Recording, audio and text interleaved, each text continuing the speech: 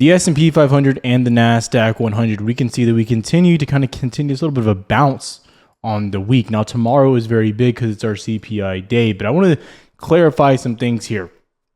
Even though we've had this nice upside, even though we've had the nice bounce, we are still putting in lower highs. And to break this trend, you really got to just get back above 19K.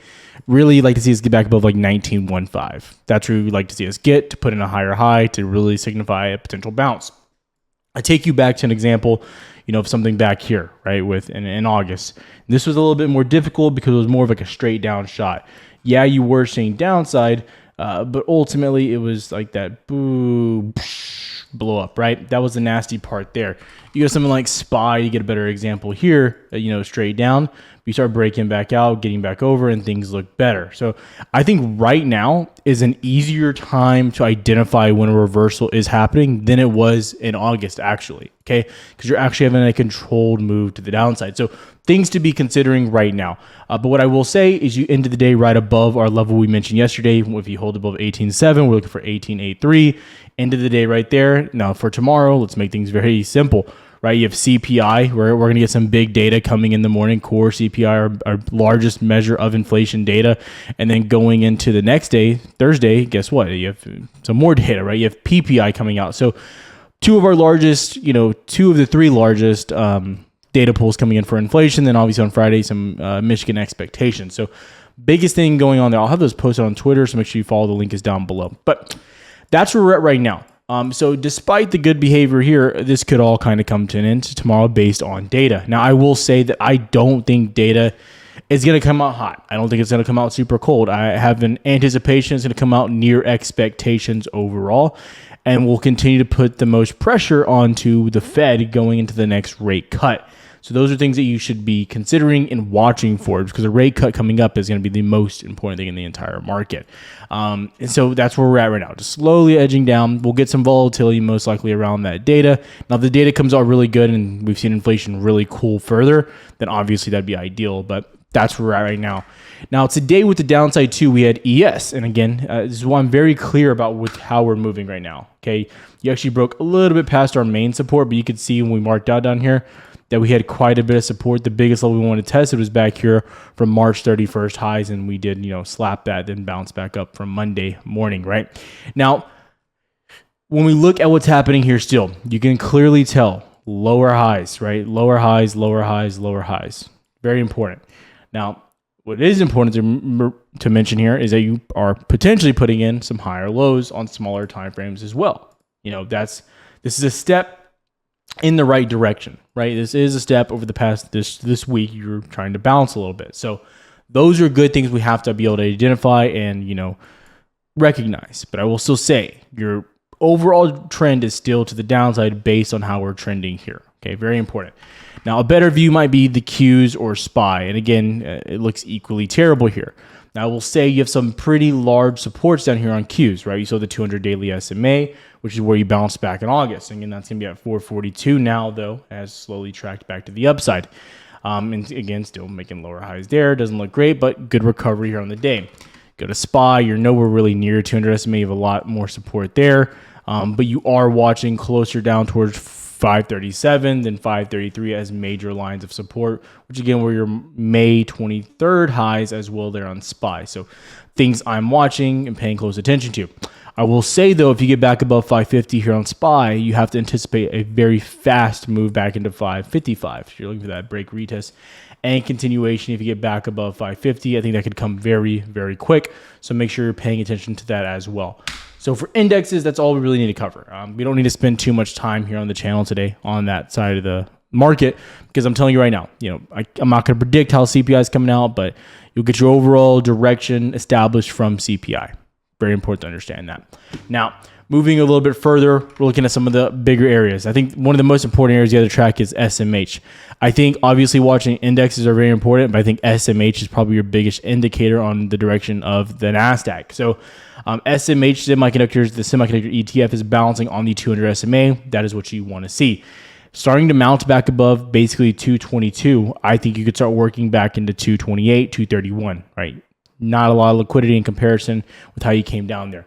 So food for thought, things I'm watching, which leads me further into some of these semiconductors. And, I've been slacking. I'm not gonna lie to you. I've been slacking a little bit on the charts on Twitter. Okay, there's just a few things came up. Newborn, who would have thought? Newborns can be a handful. But looking at Nvidia, guys, I talked about this on Twitter. You can go get a little bit more information there. Okay, I still think Nvidia, despite our short-term downside here, I don't want to trade Nvidia the downside. If I'm trading downside, it's something like either AVGO. If we break below the 200 SMA, it's AMD. Those have been the bread and butter downside names. When I look at Nvidia here on higher time frames, I just get excited when I'm looking at these. Okay, guys, you're making long-term higher lows. That's what you want to see. You are putting in some lower highs here, I will say, since June. But overall, in comparison to a handful of these other semiconductors, let's really look at them, right? And people would argue that these are, maybe less overvalued than Nvidia, right? So some people say Nvidia is overvalued. Let's play that game though. AMD well below its 200 SMA, right? AVGO, the probably second largest semiconductor, hit its 200 SMA, trying to bounce up right now. Really good bounce on the day, right? We got back above that 140 level we talked about, started pushing back up. But I mean, in comparison, I think Nvidia is holding up kind of better. Okay, just my 2 cents here. You've almost touched your 200 SMA twice now. Okay, I can go further on. Micron, really good. I mean, this thing's on the edge of death. It looks like, QCOM, right?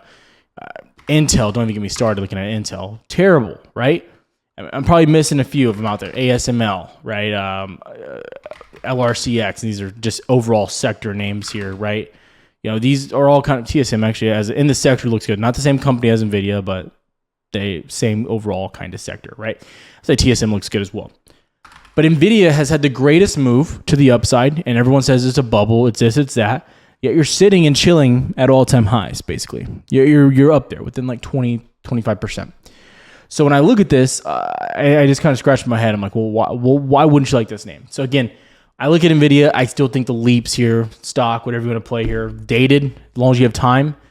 Guys, I think this is one of the best plays out there. I'm going to tell you right now. If you're looking at the market right now, there's two ways you have to look at it. I'm either buying long-term names on the dip, because you're looking at it with the long-term viewpoint of, I think upside's going to happen, which that's how I'm looking at it here. Or you're looking at scalping the downside. But I'm not looking at upside names for the next 2 weeks. That's not how I'm looking at this, okay? So understand that. That's my viewpoint, what I'm watching. A little bit more too, something like Tesla. So Tesla, I've been really clear about my opinion here on Tesla and watching it pretty closely, right? Tesla, this little box here, I don't love to trade it in this box between 215 and 226. Again, you can see you're actually at 226 again. So tomorrow, again, the same overall trade. You break above 226, trade it into the 200 SMA. Break below 215, trade it down to 210, then the 200 SMA. Okay. But I do think Tesla could start heating up with their robo-taxi event coming up. I think it's October 10th. So be on the lookout there. I think that Tesla's been kind of changing the narrative in the short term. So again, if markets start to heat up, I think Tesla's one of those names you got to be watching back above the 200 weekly SMA, right? And I just wanted to make this video a little bit differently than yesterday's and the prior days where they're more about day trading and scalp setups. I'm going to have those videos obviously all the time here, right? But I think it's important when we're getting these dips in the broad market that we're thinking of more than just the next day, right? Because for me personally, I make a lot of my money on the swings. I say this all the time. So again, I'm always looking for good plays, good buys. Apple, again, below 217, I'm going short, but I'm telling you here, Apple's holding up. Apple's looking decent. I would love to get back above 222 to get some confirmation of the upside. And you really want to see indexes before you start buying Apple again. I think Apple's a great company. I think what they're doing, I think the iPhone sales are going to explode. But short term, I don't love buying it up here. I'm telling you right now, okay? Microsoft, another big name coming in now. Again, really holding onto the downside here. But the other thing here, though, is that now you're kind of chilling on the 200 daily SMA. And I'm a sucker for the 200, guys. If you can continue to hold this, I think Microsoft leaps are a great play as well. I think you could even go as early as January 2025. It's about 6 months, 5 months from now. So I like Microsoft a lot here. I think you have room back in almost 426, 430. But I really think this thing could start heating up as well with what they're doing with Apple and the new iPhone as well. So I like what Microsoft's doing. a lot. Back above the 200 SMA, watching them as well as long as they hold that overall level. Okay. Now, mid caps, other names along those lines. Still watching Chipotle. If you can get back above the 200, you're really just sitting sideways. Worth mentioning there. A lot of people have been mentioning names like Upstart, right? We know traded a lot to the upside. Now you're kind of back where we started, right? The thing here with these mid caps is you got to be watching IWM, and you are back where you started on IWM, back near the 200 SMA. You know, you bounced there in August, but we got to start seeing signs of life getting back above 210 before we get more confidence here, okay? So Affirm, again, back near the 200 SMA. If you can hold the 200 SMA, I like it, but I'm not getting crazy. Still, my favorite names in mid caps are the ones that are holding up some of the best, and that's real estate names like Zillow. I think this is one of those monster opportunities. Personally, Leaps. I'm looking for 65 in the short term, and in the longer term, I think you could break out into $84, $83. Worth mentioning. In that kind of sector, Realty Income, it's a little bit of a different company, but they just raised their, probably one of the most respectable real estate names out there is Realty Income, O, ticker symbol O. Back above the 200 weekly SMA, and they raised their dividend here on the day. One of the most consistent stocks over the past few months. I am telling you guys, the more mortgage rates are very indicative of this market and what's happening there. You continue to drop.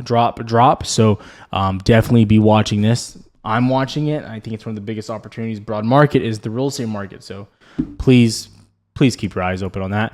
Other areas that I'm watching specifically, okay? I've gone through a lot of these, okay? I want to make that really clear. Robinhood's one of my long-term favorite names. I'm not a huge fan of buying it here, but still looks good. Again, Google's getting destroyed. I think CrowdStrike is another really interesting name here above 242 personally. I could see us dropping back down near 200, but CrowdStrike's one of my riskier names, but also one of those names I think can really pay off. Amazon's holding up phenomenal. I posted this on Twitter not too long ago. You're holding your 200 SMA clearly here, trying to get back above 180. I mentioned this yesterday or the day before as well. Above 176, you're looking for 180. So again, very good as well. These are my favorite names. This is what I'm watching. A few others I can go on honorable mention like Reddit. Maybe even Kava, but I would like to see a bigger dip in some of these names before I start buying again. But yeah, so again, if you have questions, comment down below. A little bit of a different video, guys. I want to keep you guys kind of on your toes. Top stock into tomorrow, I'd be watching. I like Costco a lot. I think you're kind of making a cup and handle here on the daily and the 4-hour chart. Get above 896 and hold anytime. You're going to explode here. My favorite names, what I'm watching. I'll see you guys tomorrow. Have a good one, traders.